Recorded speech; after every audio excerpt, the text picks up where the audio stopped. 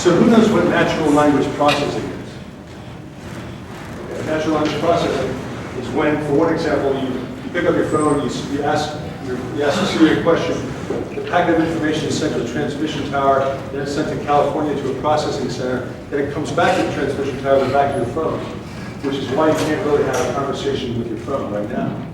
So a professor of AI was very frustrated about this, and he went to his dean to get more funds, and he brought his robots, like those guys, so they could talk. And he brought his robots, and he had a demonstration. He had a bullhorn, and he said, "What do we want?"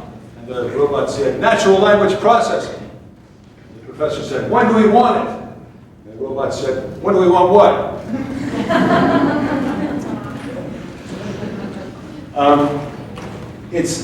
I'm very grateful for the Natural History Museum and for the University of Las Vegas for inviting me here today. I understood you had a great turnout at the March for Science in April. I marched in Washington. We had a couple 100,000 people, at least 100,000 more that came to the inauguration. It's a very important time for festivals like this and for marches about science, because right now science is under attack. At a federal and state level, they're trying to roll back science. They're trying to defund science. They're trying to take science off UVA's website, for example. And they're trying to do something that's kind of unusual. They're trying to equate science opinion with science fact, saying that they're worth about the same. If you have an opinion about global warming, then it really is about the same as research in global warming. There's this idea that if you insert science fact between corporations and profit, there'll be no profit. But in fact, the truth is, without science, there would be no processes and products to generate profit for the corporations. And we've known for a long time that the best way to increase GNP, or to ensure the GNP of a country, is to invest in science education and to invest in basic scientific research. So what we need to do is support evidence-based policies that help people on the planet.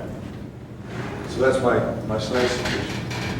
I was really amazed by these guys.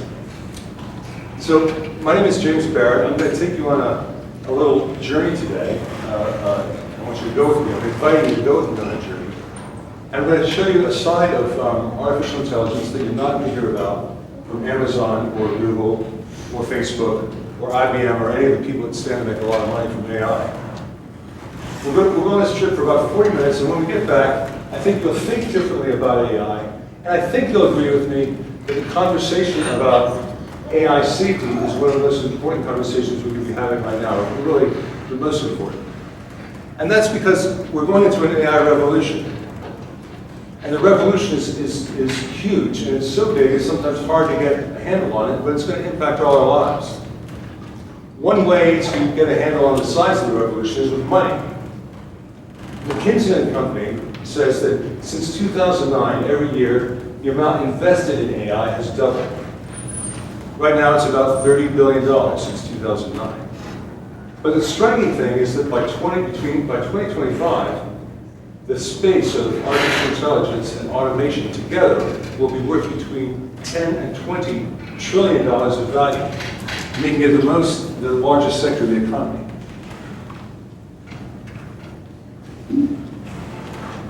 By 2025 also, that's when Gartner and company say that 1/3 of all jobs will be taken by AI. 1/3 by 2025, one half by 2040. So in money and jobs, you can see this revolution is quite large. This AI revolution is big. Another way to look at it is this, my favorite way is, everything electrified will be cognitized. Intelligence will be added to everything that's electric. Think of all your appliances becoming smart in your home. Smart speakers, smart washing machines, smart everything. Your home itself will become a node on a collection of items on the Internet of Things. It'll be a node on the smart grid. We'll see how smart the grid is, because it may not be a good idea. But also think of smart warehouses, smart inventory, warehouses that stock themselves. I had a tour of a factory in Russia where the products being made were telling the factory what parts they needed. So the revolution won't succeed based on everything, if everything electric is cognitized, because that's going to happen. The revolution will succeed based on an older concept of ethics. Did I build the system right is an engineering question. Did I build the system right? Did I put the pieces together? That's an engineering question for you engineers. Did I build the right system is an ethical question that we have to apply to AI in the future. If AI reaches its promise, it's truly amazing. You've seen some AI in robots just a moment ago. It was truly stunning with its object recognition. But the potential in medicine is truly profound. The potential in science is profound. In climate modeling, in trying to figure out how to slow global warming. If that's the result of the scientific revolution, it's going to be great. If, on the other hand, the scientific revolution is exploited, the AI revolution is exploited. If it takes our data and sells it to Russia, for example, or if it develops weapons that are hard to understand, or if it increases the gulf between rich and poor, then the AI revolution will be short and painful.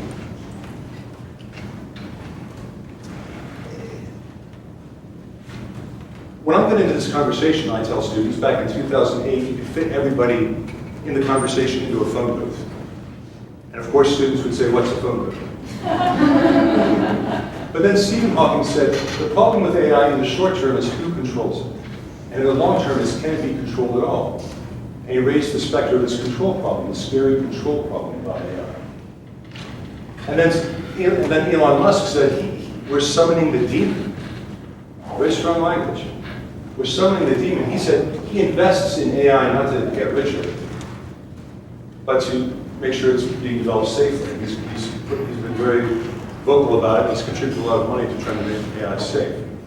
Then Bill Gates came along. Bill Gates was at one time an elite programmer. He's the richest man in the world. He knows something about programming. And he said, in the short term, he's doing really important epidemiology now. He's putting a lot of his money into stopping dangerous diseases. And he said, in the short term, we're going to get terrific benefits from artificial intelligence, in the short term. In the long term, we may have a hard time controlling it when it becomes as smart as humans and smarter. And so again, there's that control problem. And then China said it wants to dominate AI by 2030. And then, as if to answer it, Vladimir Putin said, the president of Russia, he said, I want to read this to you, artificial intelligence is the future, not only for Russia, but for all humankind. It comes with colossal opportunities, but also threats that are difficult to predict. Whoever becomes the leader in this sphere will become the ruler of the world. So suddenly this phone booth got very crowded. I've written a book called Our Final Invention, but what I do most of the time is make documentary films. I've made a lot, you might have seen for National Geographic, for Discovery, for PBS, and for some broadcasters in Europe. I got into AI because I was asked about 15 years ago to make a film about AI.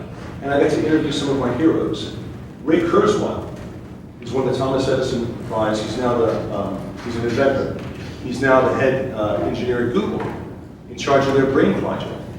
He's done something amazing that we'll talk about a little bit later also, but he's stuck a flag in the ground that said by 2029, he thinks, we'll be able to create a machine that has all the intelligence of a human, and it will be at the price of a computer. So $1,000 of computing in 2029, he says, will bring us human intelligence at the price of a computer.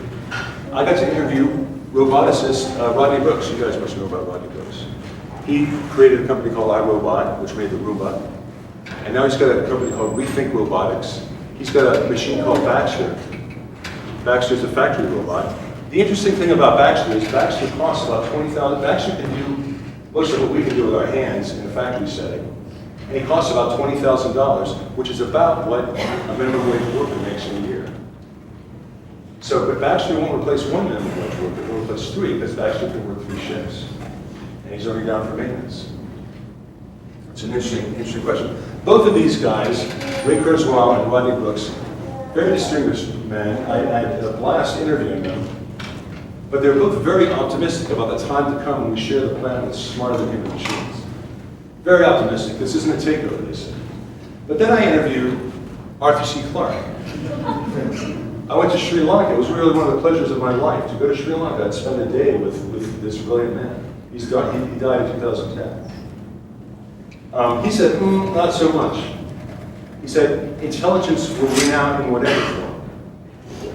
He said he created the HAL 9000 from, remember, 2001: Space Odyssey. HAL 9000 is probably the most famous homicidal robot.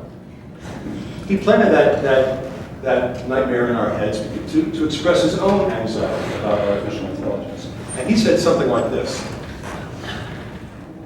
we steer the future not because we're the fastest creature or the strongest, but because we're the most intelligent. When we share the planet with something that's more intelligent than we are, they will steer the future. It will steer the future.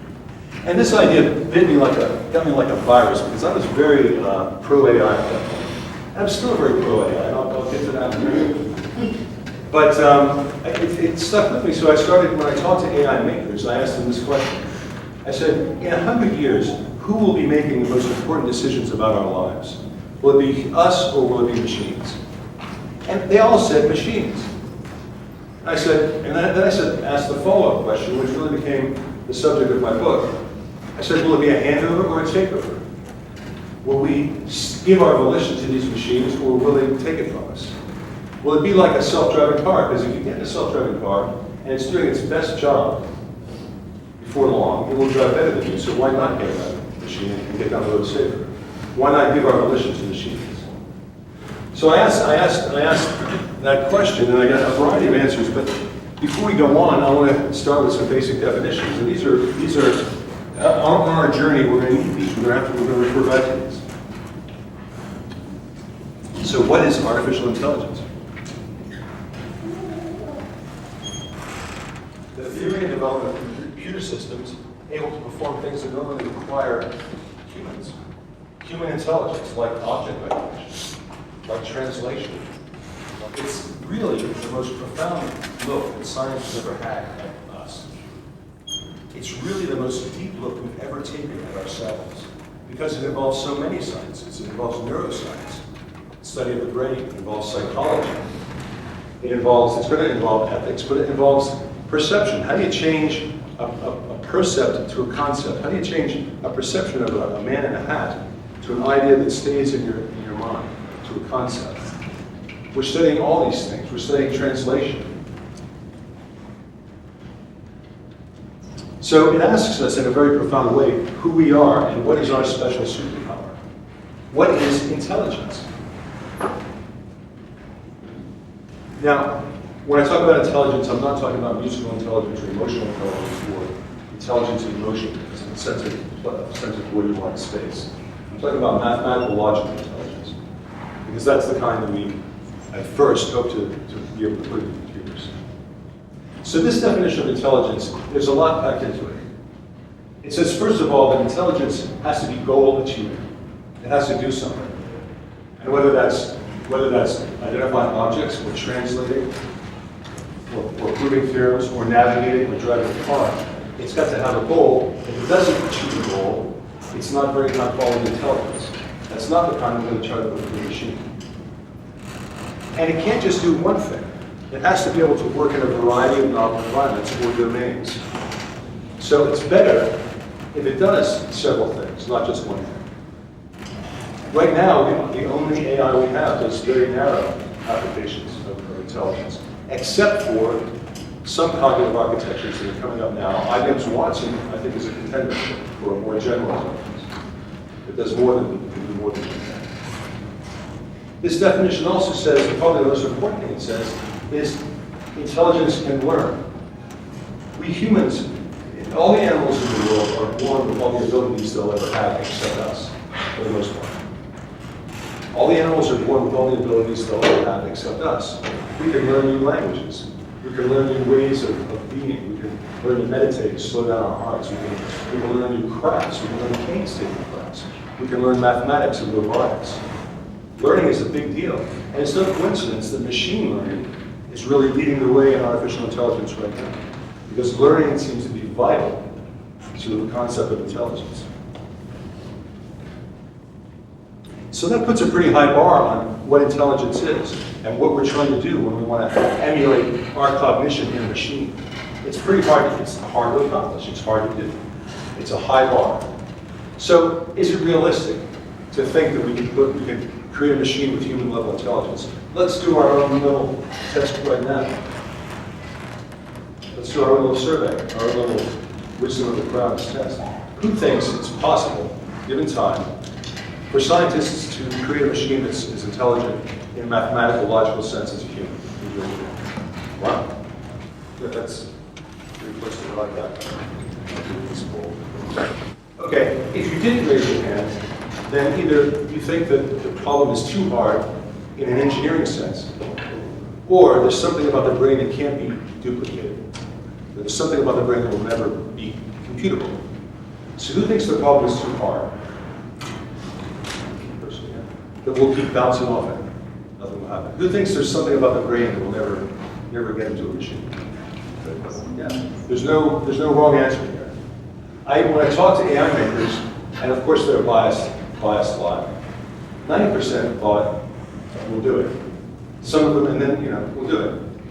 About 5% said it's too hard. We'll lack the funds, we'll lack the resources, we might have a giant setback in science because of war, or something will prevent us from getting there. And then some part thought we'll never get something like a human brain. And those guys were usually talking about consciousness, which I'm not going to talk about because it's like a consciousness is a content of ideas.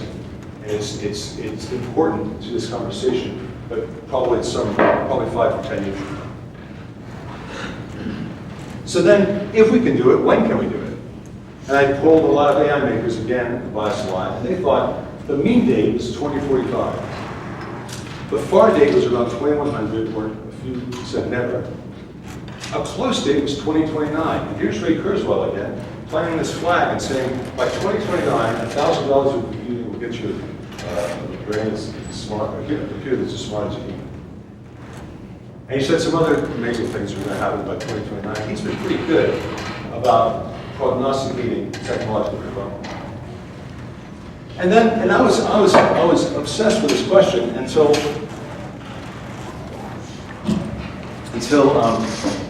Gary Marcus, who's an AI maker and psychologist and teaches at NYU, wrote a review of my book for the New Yorker. And he said, it's likely that machines will be smarter than us before the end of the century, not just in chess or trivia questions, but just about everything from math to engineering to science and medicine. So a century from now, no one will much care about how long it took to create superintelligence in a machine. Now he's talking about superintelligence, human level intelligence that we are. It won't matter how long it took. What will matter is what happened next. Will we be ready? Now, the late Stephen Hawking said it like this. He said, if a vastly superior alien species sends a note and said, we're going to drop by in 30 years, would we sit back and say, we'll keep the lights on, or would we start getting ready? Wouldn't we want to develop a science for understanding what they were doing there? Wouldn't we start preparing? Now, how exactly will machines get smarter than us? How will machines grow from the smartphones in our pockets? When I look at the apps and all the different things they do, I'm thinking that we're carrying around a little baby general intelligence with all the things that it can do. And all it needs is a unifying architecture to bring all those things together. And that's what digital assistants will do, because at some point we'll be asking our digital assistants to do all the things that are on our phone. So how do we get from the phone to a super intelligent machine? Well, here's an interesting man. He came out with a theorem in the 1960s that I call the intelligence explosion. Now, he's interesting because he thought of himself as a spy, so he had this license plate made when he went to teach at Virginia Tech. He was a celebrity professor. He was paid more than the president. He worked at Bletchley Park in England with Alan Turing during the war. He was one of the people that broke the Enigma codes, the code that let the Germans communicate with each other, with the land and sea forces. And he was a mathematics prodigy. When he was 3 years old, he stood up in his bed and said, "What's 1,000 times 1,000?" His mother said, I don't know. He said, it's $1 million, Mama. And he was a math prodigy. He was recruited to Bletchley, a chess prodigy. He was recruited to Bletchley Park because he played such good chess. He was like the number 2 player in England when he was still a teenager. So he was recruited, and Alan Turing taught him the game of Go. Now, Go is an ancient Asian game that's orders of magnitude more complex than chess. And there's an interesting synchronicity there because we just passed, Go has just been defeated by an algorithm created by DeepMind. We're going to talk about DeepMind down the road on our journey. So, Alan Turing taught I.J. Good chess, and I.J. Good taught Alan Turing how to play better chess, but then Good became better at chess and Go than Alan Turing. So Alan Turing devised, he was a world-class runner. He was in the, I believe he was in the 1933 Olympics. And he devised a game of chess where you make a move and then you had to run all the way around his house. And if you got back before the other guy made his move, then you got 2 moves. And so that's how you could defeat small, thin guys like Good, who wasn't very strong in fact. So I.J. Good came up with a theorem about how we go to superintelligence. And I'm going to read it to you instead of making you read yourself. And I'm sorry, shouting makes my mouth dry, so I need to drink more.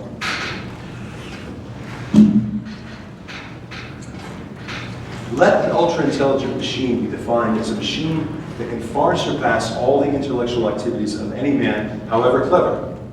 Since the design of machines is one of those intellectual activities, an ultra-intelligent machine could design even better machines.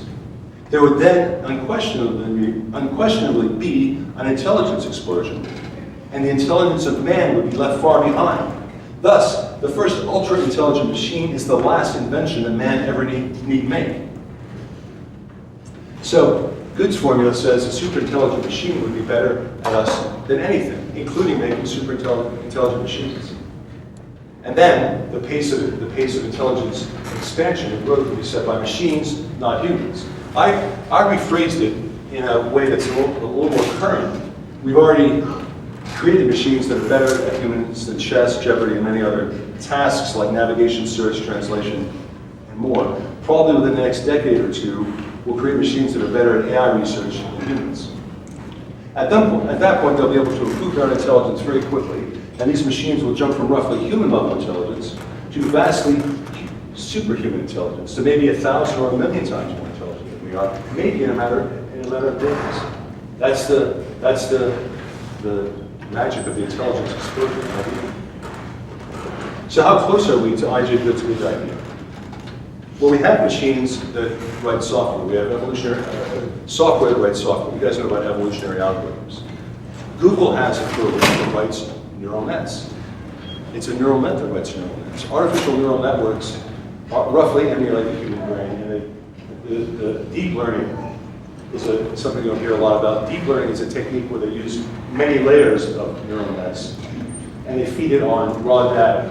And they found that using a simple learning algorithm fed with a lot of raw data is better than handcrafted programming models. It programs for you. It creates its own program. So we have a variety of models for self-improving software. We don't have anything that's intelligent that does that. Intelligent in the general sense that we talked about. But that may be only a couple of decades away.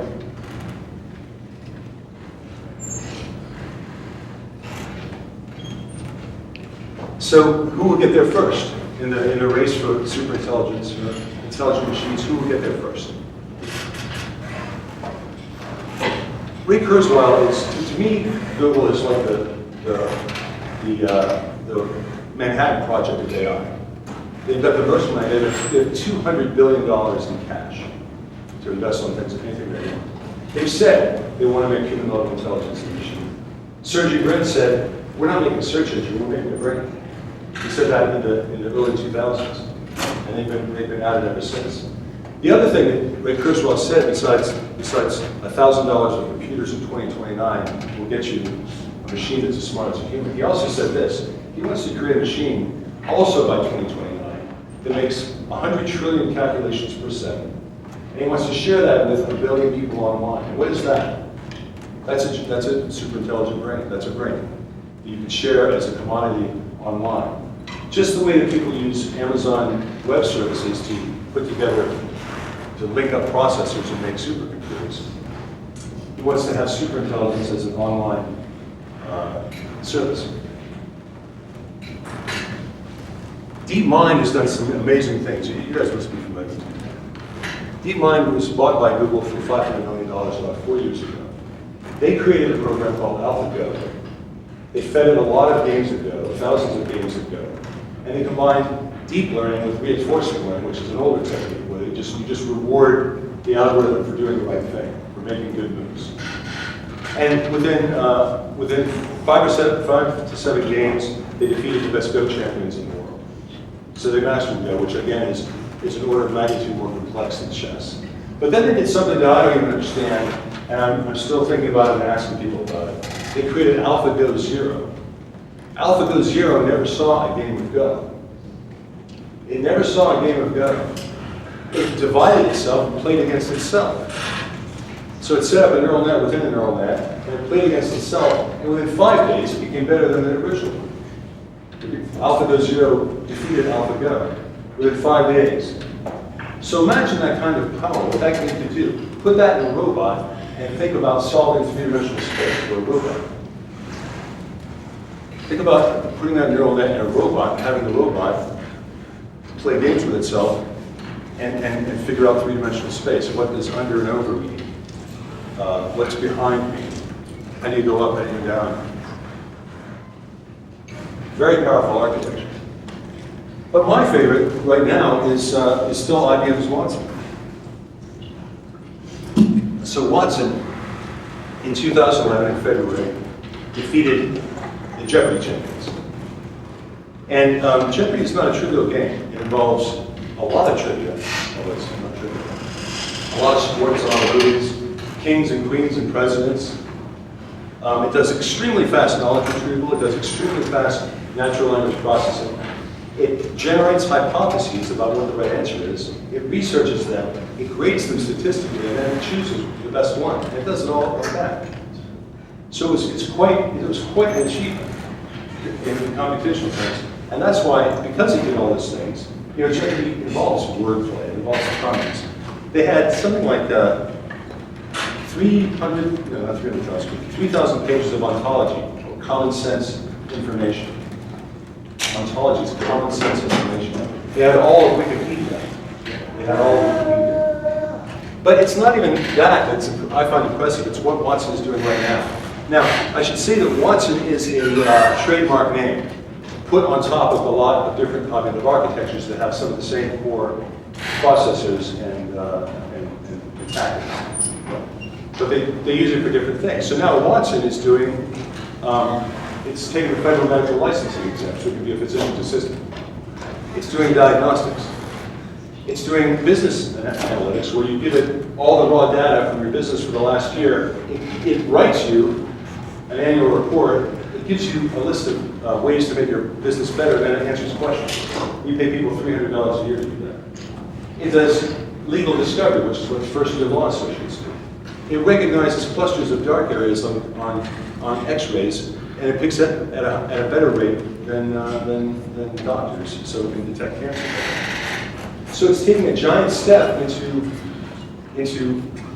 what we do, into middle class, into white collar and highly skilled jobs. So you have to ask, what is the state of AI in 2018? You have to say, well, it's pretty impressive if it's taking these high-level jobs. And it's not, and as we know, it's not just taking high-level jobs. Here's a bunch of jobs that are on the chopping block. Sports writers, travel agents, bank tellers, manufacturing jobs of all kinds, postal workers, clerical workers, pharmacists, data entry clerks, and on, medical diagnosticians. There are 5 million professional drivers in the United States. Truck drivers, taxi drivers, delivery people. Their jobs are going to be gone in a few years with self-driving cars, once we figure out the tort law. The technology is going to keep advancing exponentially in 3 or 4 years. Those jobs will be gone. There are 7 million back office bookkeepers and number crunchers. Those jobs are going to be gone. So it's no wonder that so many companies are investing so much money in AI. So we had to figure out at the beginning, there was this. By 2025, the space of AI and automation will be worth between 10 and $20 trillion, the biggest part of the economy. It gets there almost alone from 4 industries. In retail, transportation and logistics, travel and consumer goods, AI will generate value of about $500 billion per year per industry. That's staggering. Let me say that again. In retail, transportation and logistics, travel and consumer goods, AI will generate about $500 billion per year per industry, and this is going to happen in a couple of years from now. So here's a fork in the road I want you to observe on the journey. Here's a fork in the road. On this side is narrow AI applications that are going to generate this money. These are all narrow applications. When's the last time you call up a travel agent? Or do you book everything yourself with the help of AI? So on one fork are narrow applications that are generating billions of dollars of value. On the other fork are cognitive architectures that will be as smart as humans, where people are trying to struggle to make them as smart as humans. Why would anybody want that product, that $1,000 of computing, that human level intelligence in a machine? I think they want it because it would be the most valuable product in the history of the world. I think human level intelligence, the price of a computer, will be the most valuable product in the history of the world.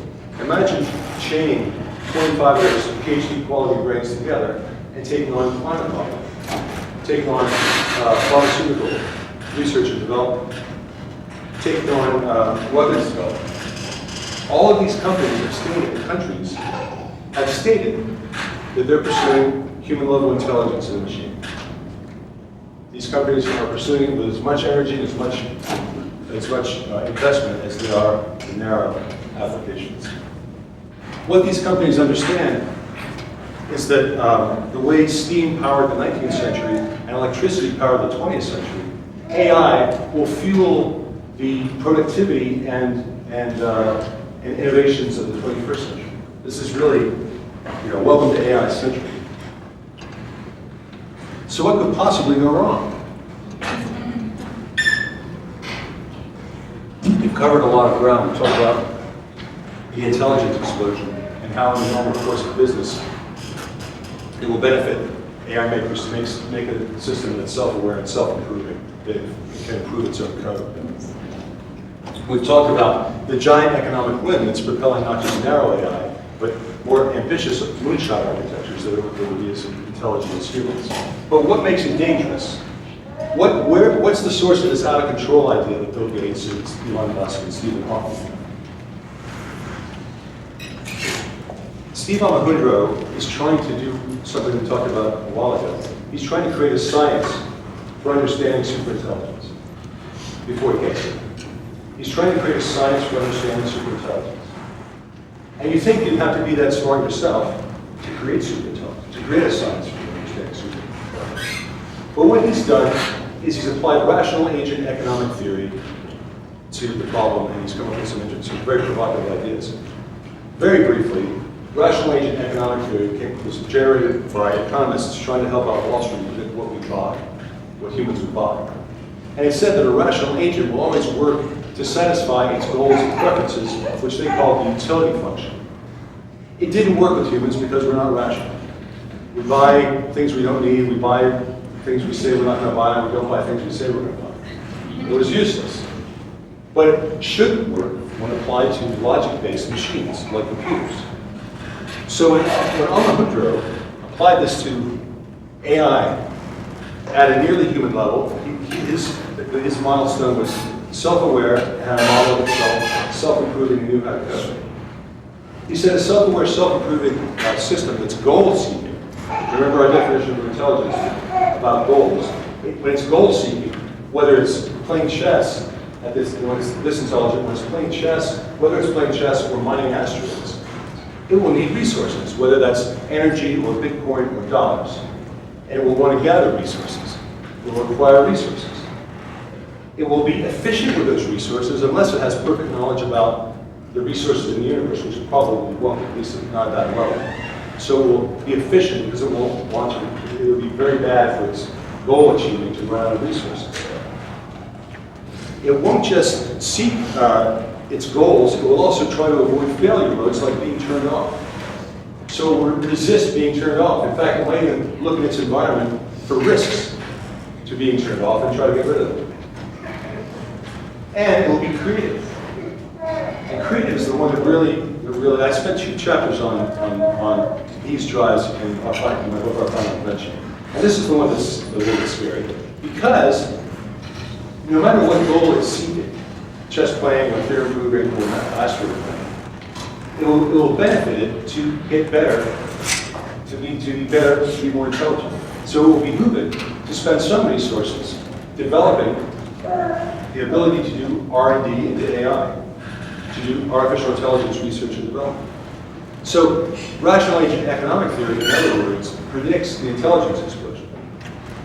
It says that it will be rational for these machines to become expert at artificial intelligence research and development.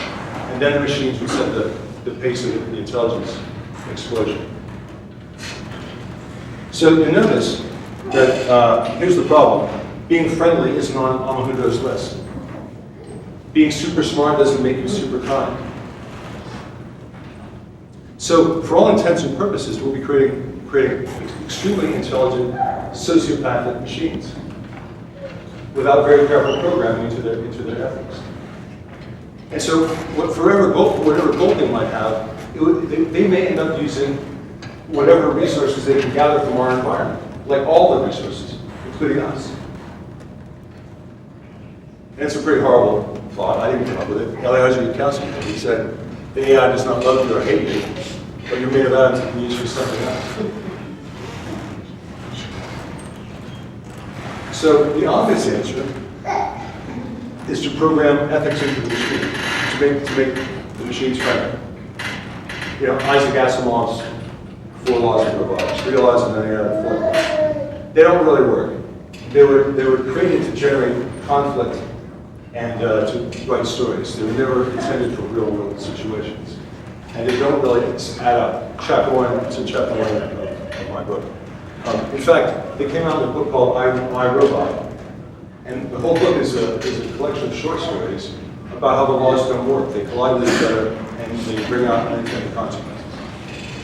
So anyway, you think that all we have to do is write a program that says, preserve human life.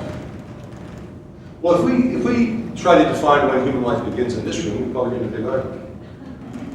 If we went around the world to the other side of the planet and had that same conversation, we'd get an even bigger argument.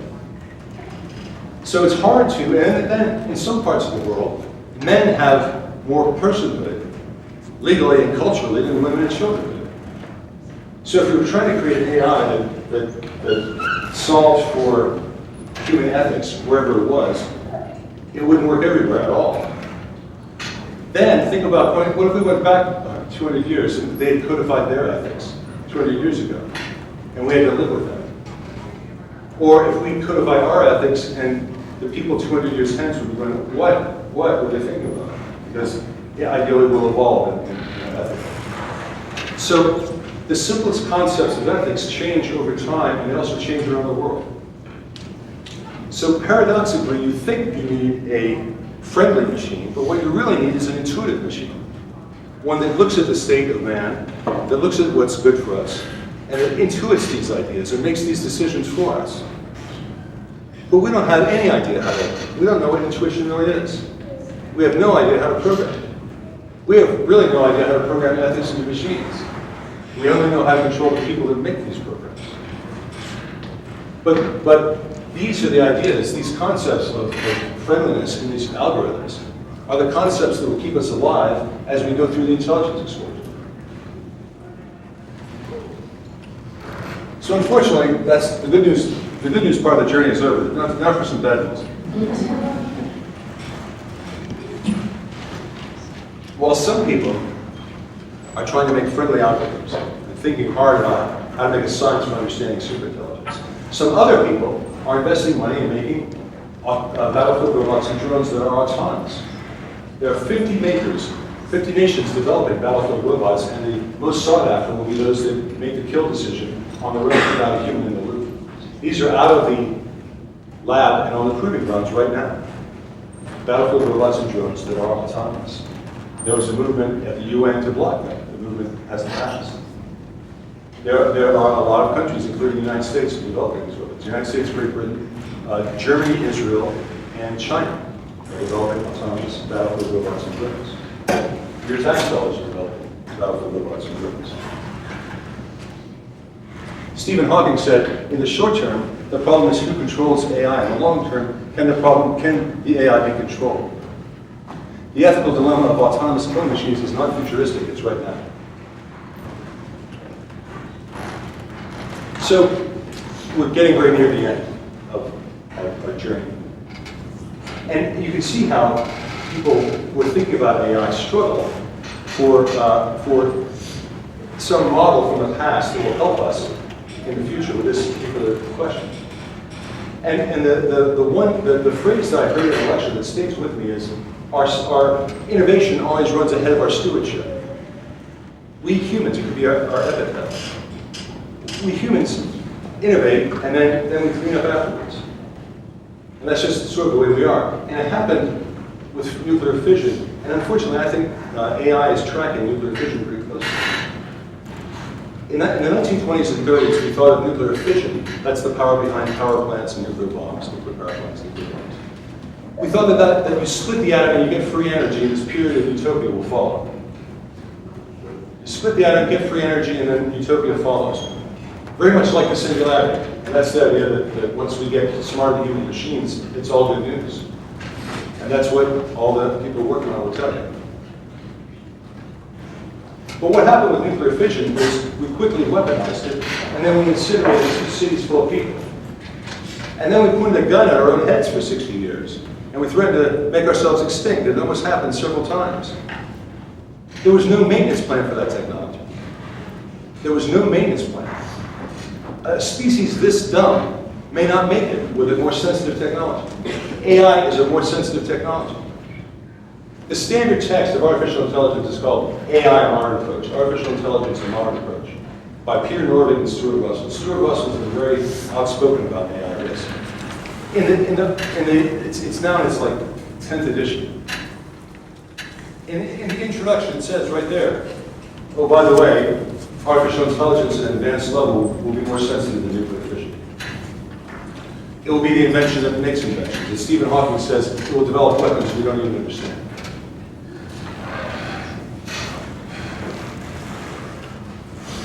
Is there a solution?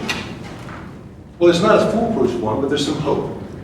So we're going to end our journey with a little bit of hope. The Future of Life Institute is fairly new. It comes out of some people at MIT. Max Tegmark is the leader. Elon Musk is a big funder. They are bringing AI makers together with ethicists and scientists and people who are concerned about AI, and they're doing that on a regular basis so that AI makers can get together and show each other their cards to some degree to make sure no one's doing anything crazy, to make sure nothing's getting out of control. And that's a really good step. I'm not sure how you get China to the table. I'm not sure how you get Israel to the table.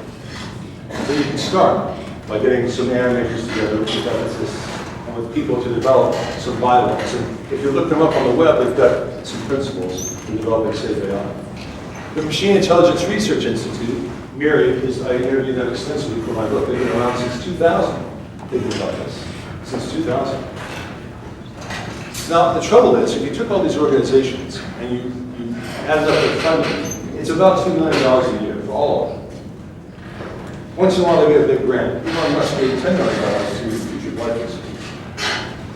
But by and large, their funding is not much compared to, say, the National Security Agency. The NSA has a $50 billion a year black budget. $50 billion a year. Unsupervised, except by members of Congress whose technological savvy is not legible. So that's a struggle. The deep pockets, Google has $200 billion in cash.